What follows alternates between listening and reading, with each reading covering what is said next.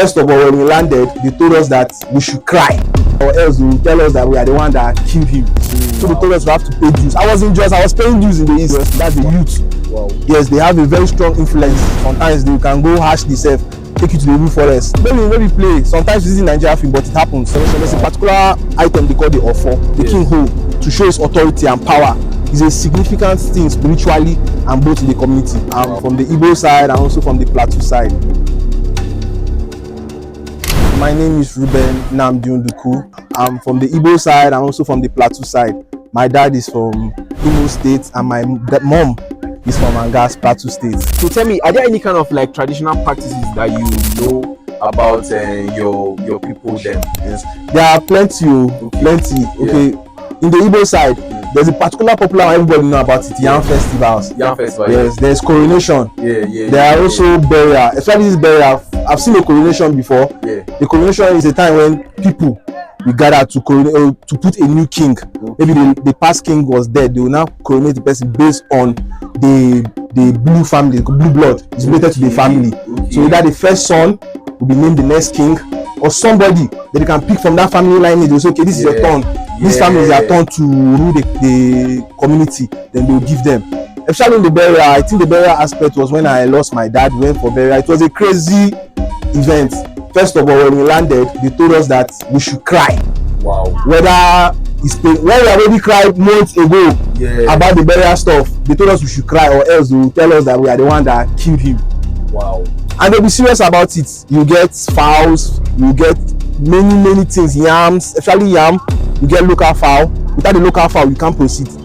And there's something particularly in the Igbo community they call age group. That's a very serious thing. That's the youth. Wow. Yes, they have a very strong influence in the East. The youth community. Yes, they have a very strong influence. They decide and make out the system there. Wow.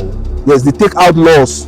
Precisely, if you go contrary to what should be done, definitely the youth will come after you. Sometimes they can go harsh themselves, take you to the Igbo forest. Maybe play. Sometimes it's in Nigerian film, but it happens. Wow. It happens. Like my dad, they were very strict or not because it was a long time we went to the village. So they told us we have to pay dues. I was paying dues in the East.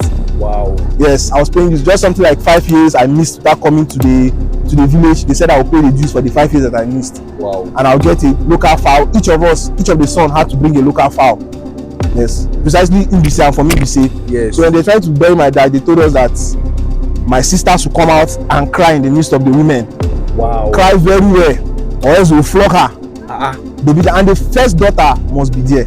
If you have a daughter, your first daughter must be there, or the first son must be there. But I don't know how they do it now. Sometimes money and influences tend to switch traditions. Yes. On the Anga side, there's a particular one I enjoy most that my granddad used to take me to. Yes, that was the dog meat and the part of local drink. I think they did that one some months ago. That was a very, very massive thing. I enjoy it. And that's people, they can dance very well. I enjoy the dances. What do you think about civilization? What kind of influence has it made, either positively or negatively? What do you think?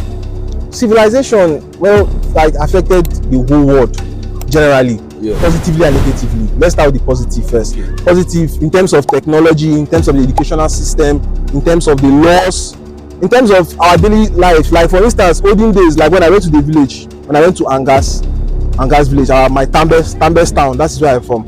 Yes, my mom from Tambes. Also in the East, there are some places it's only footpaths, there are no roads. So you see, the influence of technology there can't work because there's no way a motor will pass through that lane. You have to go barefoot. But now technology, maybe coming years, that road now will be maybe removed and well infrastructured, where we might need big parts for other motors to climb on. And in terms of communication, let's say for instance the coronation. Coronation, there's a particular item they call the ofo. Ofo, yes. Well, the king's hoe, king hoe, to show his authority and power, is a significant thing spiritually and both in the community.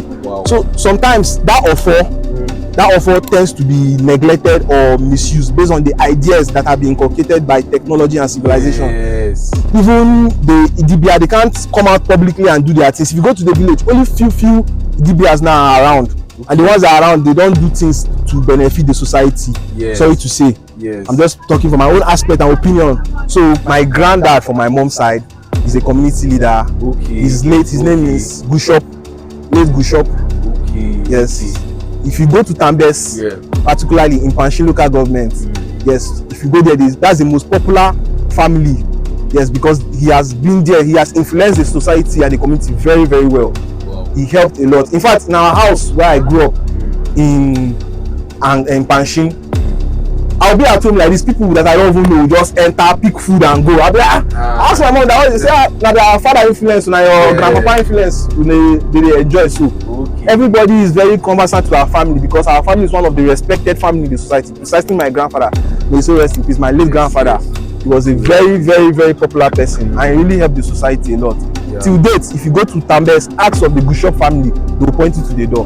So what advice can you give to people or viewers who are out there who are watching and don't know anything about their culture and their tradition? Okay, first of all, you see, culture and tradition is something that is called, in my school they told me that culture is a way of life of the people, because that's what makes you who you are, where you are representing and where you are coming from.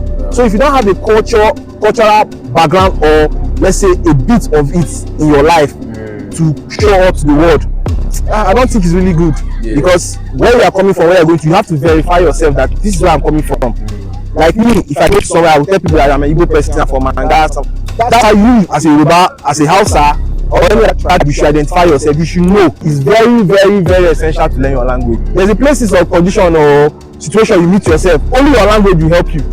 Socially, culturally, there are morals passed through cultures and traditions, and that morals build up the society that we live in. Yes. Who are your best friends are you going to give a shout out to? Who are your people are you going to give a shout out to? I want to shout out to St. Paul's Academy 2018, set 2018. I want to shout out to Fatima Private School. Just that's where I went to. And I also want to shout out a very big shout out to my mom.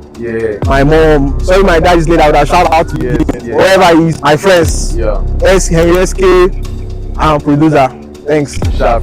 Thank you so much, man. Thank you so much, bro.